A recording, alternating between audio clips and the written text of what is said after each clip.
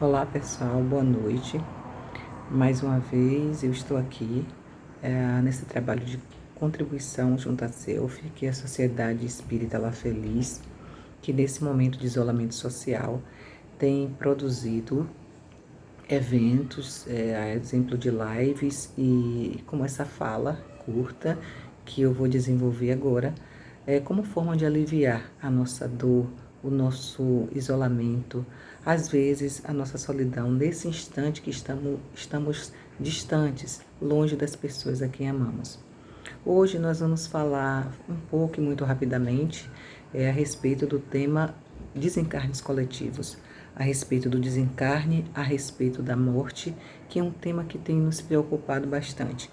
Eu vou iniciar nesse primeiro momento com a conceituação de desencarnes coletivos, à luz da doutrina espírita, e vou desenvolver em mais talvez 2 ou 3 momentos uma fala rápida também a respeito do tema, que vai ser objeto futuro de um seminário, de algumas palestras, quando a gente puder retornar à convivência social no âmbito dos centros espíritas em que eu desenvolvo meu trabalho, né, como médium espírita.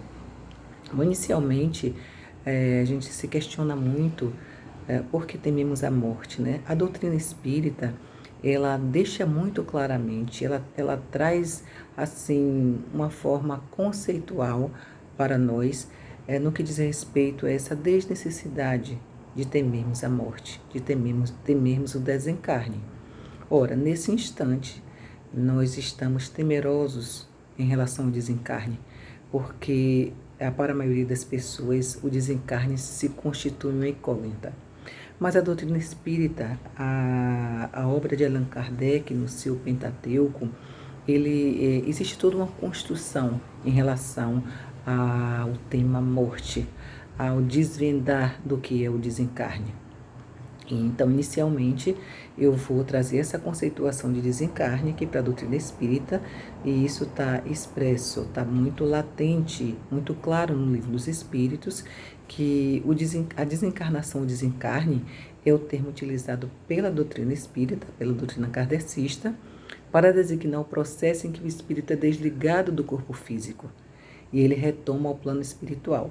Então, nós sabemos, e a doutrina ela deixa esse ponto muito claro, que a nossa estadia aqui na Terra é passageira e que o espírito ele vai necessitar de várias e várias encarnações, provavelmente, até chegar no seu estado de depuração espiritual e não mais necessitar reencarnar.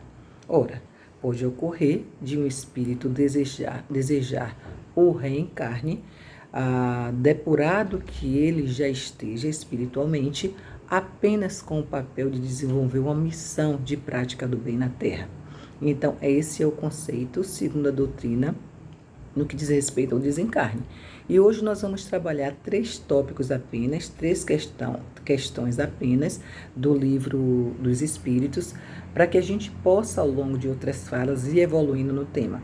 Então, eu trago aqui o Livro dos Espíritos, no capítulo 6, que trabalha os desencarnes coletivos.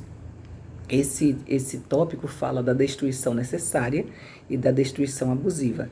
Fala também dos flagelos destruidores, das guerras, dos assassínios, da crueldade, do duelo e da pena de morte. E quem desejar fazer uma leitura mais aprofundada, e principalmente no sentido de entender o que está se passando na história da humanidade nesse instante, nesse momento, fica aqui a recomendação. Bom, a questão 728 do Livro dos Espíritos, aos espíritos é feita o seguinte questionamento: a destruição é uma lei da natureza? E os espíritos respondem: é necessário que tudo se destrua para renascer e regenerar-se, pois o que chamar destruição não passa de uma transformação. Ora, quando os espíritos fazem essa afirmação de que é necessário que tudo se destrua para renascer e regenerar-se, os espíritos falam, na verdade, nessa necessidade de evolução espiritual, dessa necessidade de depuração espiritual. de uma estadia aqui no planeta Terra, onde façamos contato com o corpo físico, com a matéria, e que a gente reencarne no âmbito das nossas necessidades, para que assim esse espírito possa, aos poucos, e em contato com as dificuldades que ele vai encontrar nesse plano, e depurando-se lentamente.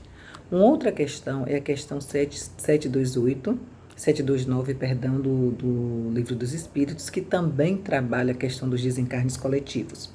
A questão 729 traz o seguinte questionamento. Se a destruição é necessária para a regeneração dos seres, por que a natureza os cerca de meios de preservação e conservação? Essa questão 729 eu analisei como sendo muito pertinente e muito adequada para esse instante de isolamento social e de pandemia. E ela traz embutida no seu conteúdo esse instinto que o ser humano tem, que o espírito encarnado tem, no que diz respeito a esse desejo de preservação e conservação. E a gente tem essa percepção agora muito clara do que está acontecendo no âmbito mundial nesse instante de pandemia. Então, se as pessoas vão ao mercado, elas estão usando máscaras, elas estão usando luvas, elas estão buscando distanciamento. Ora, por quê? Por essa necessidade de preservação e de conservação. Aí os espíritos respondem, né? A questão 729, para que a destruição não se dê antes do tempo necessário. Então, a questão 729 traz o seguinte questionamento: se a destruição é necessária para a regeneração dos seres, por que a natureza os cerca de meios de preservação e conservação? Ora, justamente nesse sentido, objetivando que o espírito cumpra aqui na Terra, enquanto reencarnado, a sua jornada, que ele cumpra o seu papel. Que essa encarnação não seja uma encarnação que venha trazer um desencarne precipitado ou antecipado, como no caso dos suicídios.